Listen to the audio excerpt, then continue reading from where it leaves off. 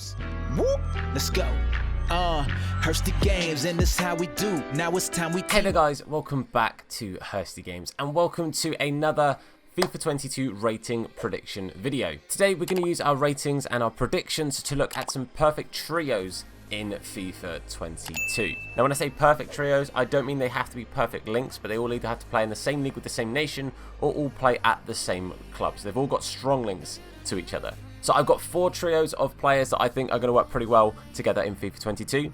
So let's get into it. Okay, so up first we have a pretty defensive looking trio. We've got a Spurs trio, and we're going to look at Romero, Tanganga and Winks. Now the first thing I want to say, the Tanganga card, take with a slight pinch of salt, because it could be a centre back, it could be a right back. I'm predicting him to get a right back purely because he's played at right back quite a lot, and I actually see him starting at right back quite a lot. He's had a very good and very impressive start to the season, and I think he personally does warrant starting a fair bit, and also does warrant going up to a gold rating, as does Romero. And Winks I've got at a 79. Now Winks I think is the one that a lot of people are going to look at and go, why on earth have you put Winks as a decent starting player for 22?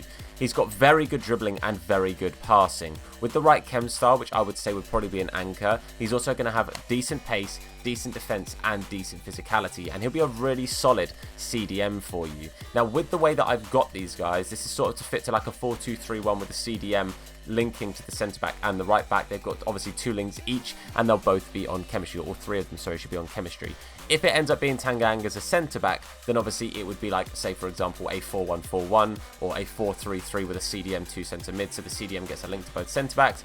They've all got 2 links, they're all absolutely fine. So I think Romero looks decent, obviously maybe not the quickest immediately. A shadow card or again an anchor card would just boost that pace to the plus 70, and you're looking pretty decent. And I think his card is definitely going to be boosted. Had a fantastic season at Atlanta, and again made his big money move off to the Premier League. Tanganga, as I said, a very decent card from the prediction of what I've got for a rating. Again, basically a shadow or an anchor to go onto him just to give him those slightly boosted stats. Not the quickest for a fullback, but his physicality and defense I think will make up for it. And again, he's been very, very good IRL, and I think will be a decent link into players. Obviously, he's also got the perfect link into Winks. Now, there was another player I was going to play in this trio, but I decided, Ndombele potentially being linked away, there's a chance that Ndombele won't be part of this link. Winks I know has kind of also been linked, but it's only been if they look to bring in a certain player, and it doesn't look like that deal's going to go through. So that's why I've gone with these trio. At the time recording, they're all at Spurs, so let's hope that that stays in the same way. But personally, I think this will be a decent starting trio for the start of 22. Nothing like crazy meta, but I don't think it'll be that expensive, so it'll be an affordable way to get a nice trio into your team of 3 decent looking starter cards. Now off to another link over in the Bundesliga. We're going to be looking at one card that we have already spoken about, but we're going to look at Leipzig, and that is going to be the trio of Hwang Hee-chan, Andre Silva and Nkunku. Now, Nkunku was fantastic at the start of last FIFA 21. He was a very, very good usable card. He was a real good box-to-box. He kind of had a deceptively good cam card because his shooting was really, really low, but he really did do a job at cam. His defensive stats were also a little bit oddly low, but he did really good at CDM or like a box-to-box. So this little trio is to play as 2 strikers with a cam behind, or if you're playing like, a striker, 2 cams or whatever, but it's basically 3 central cards all linked to each other. So you can run this in like a 4-5-1, or you could run this in a, for example, 4-1-2-1-2 or something to that effect. Personally, I think this will be a very viable front 3. Silva making his move from Frankfurt to Leipzig makes him get a lot of decent strong links. Frankfurt had some decent players, but didn't really have many players that you could go, this is a really good link to this guy, and these 2 are really good together. Now he's at Leipzig, where you're probably going to expect a fair few decent cams, a fair few decent special cards to come through as well.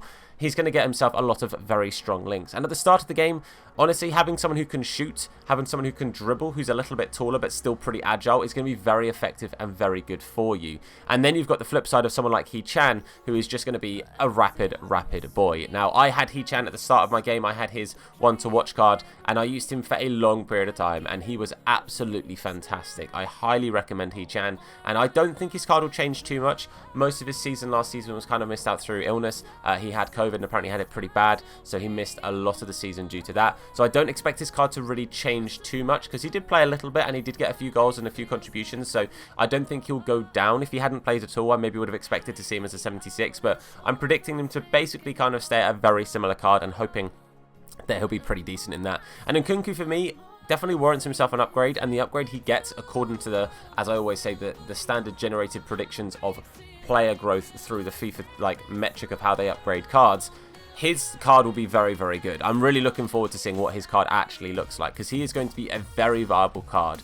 Now, one thing I will say, He-Chan I think will be quite pricey at the start of the game because he's going to be quick, and then Kunku because he is French and in the Bundesliga, as we've said, has plenty of good links to not just Bundesliga players, but also specifically Leipzig players, but will also link out to plenty of other leagues. Being French, he can link up to players in at least 3 or 4 of the other top leagues that also have French players. So this trio for me will be very, very interesting to keep an eye on. The only player that some people might be a little bit skeptical about is Silva, and that's just because he's not the quickest of players. I will say, and I've said it before, dribbling is very important this year. From my limited sort of gameplay accessibility on the beta, I really do think dribbling is going to be incredibly, incredibly important. So something like an engine card on this guy, or even maybe just a catalyst, because his shooting I think early on will be pretty good, and I don't think catalysts will be too crazy expensive. Obviously the pace boost is a nice thing for people to want, but personally I think this is going to be a very good trio and very, very worth keeping your eye on at the start of 22.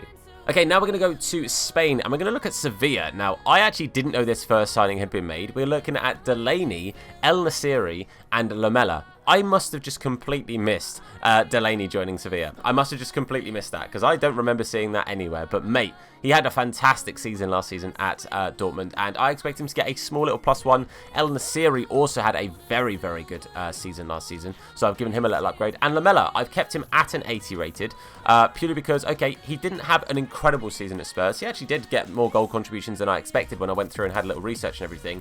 He's also started fantastic at Sevilla. He's had a fantastic, fantastic start to the season. So this obviously is going to be running off of something like a 4-4-2, where you have a striker, CM/CDM, whatever position you choose to play, and a right mid. Obviously 3 links together, so they connect quite nicely.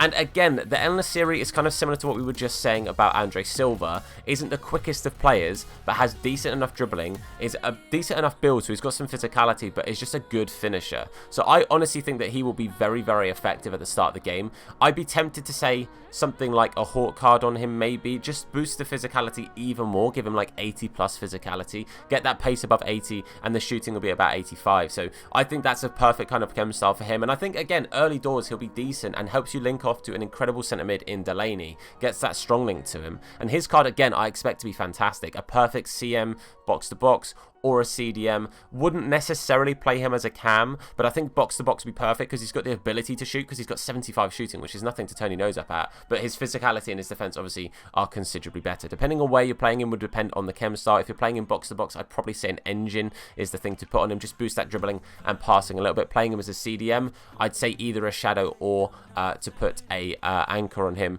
But realistically, I think Delaney looks a very, very good starting card, and for me, one of the best CDMs that I did not expect to see in the game. I wasn't ready for this card. Like I said, I clearly missed the memo of him moving to Sevilla. Lamela, I knew had moved to Sevilla, and I think people, again, will be slightly surprised to see him on this list. Not because he's bad, but because I don't think many Spurs fans specifically, obviously, thought that he was an incredible player. He had his moments. Lamela would turn up for a game or two and then disappear for 5 or 6, and there's no hiding behind that. But I think this move will suit him very, very well, going off to the Liga Santander, where he can concentrate a bit more on being a bit of a, a flair player, trying to do his little tricks and stuff, which is what he did a lot, little flair shots and all this kind of stuff. In the Prem, you don't get away with it quite as much because I think the defending is a little bit of a higher standard. But personally, I think Lamela will be a very good addition to this team.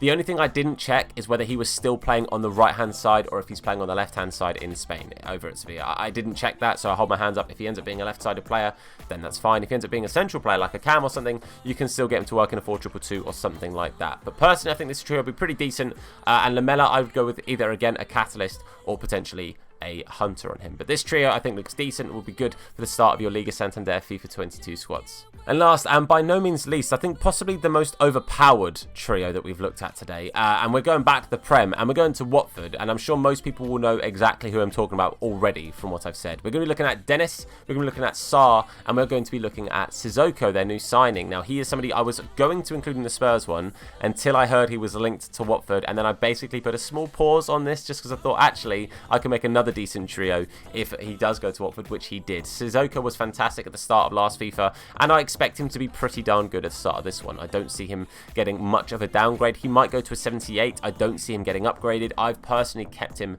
at a 79, just because, again, that's just what I've predicted. It's no crazy, like, oh, I'm going to put loads and loads of, like, go into all the in-depth stats and work it out. It could be one or the other, I'll be honest with you. And I don't think I need to say too much about Dennis and Sarr. I mentioned them both in my potential OP starting players video, where we looked through a bunch of attacking players that would potentially be overpowered at the start of FIFA 22, and they've both featured in it because I think they will both be very, very good. Now, personally, Dennis is going to use either a marksman or a Deadeye. Don't think he needs much of a boost to the pace, especially early on. 93 pace is going to be fantastic. He can be beating a lot of normal rare gold or regular gold centre-backs. I don't think many of them are going to have 90 plus pace, and same with Sarr, honestly. Again, I recommend going with a marksman or a Deadeye, depending on if you're going to be putting lots of crosses in or if you're going to be trying to take it past a lot of people. Personally, I think this trio is possibly, as I said before, the most overpowered of the three. Again, you can run into like a 4-4-2 or anything that has basically striker, right mid, cam, that kind of thing. One formation you could run with this as well is the 4-5-1 with 2 cams and a striker.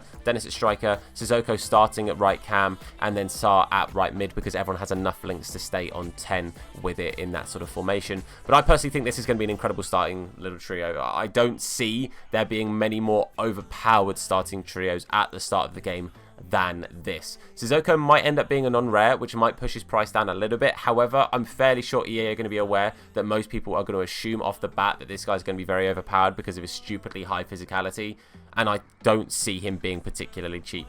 Honestly, the perfect thing for him, in my opinion, if you're playing him as an out-and-out CDM, just whack a shadow on him. He doesn't need any physicality boost. He then have like over 80 pace, like nearly 90 defense, and obviously nearly 90 physicality. So personally, I think you just whack a shadow on him and he will just be incredible. But that, for me, is probably the most overpowered potential trio at the start of this game.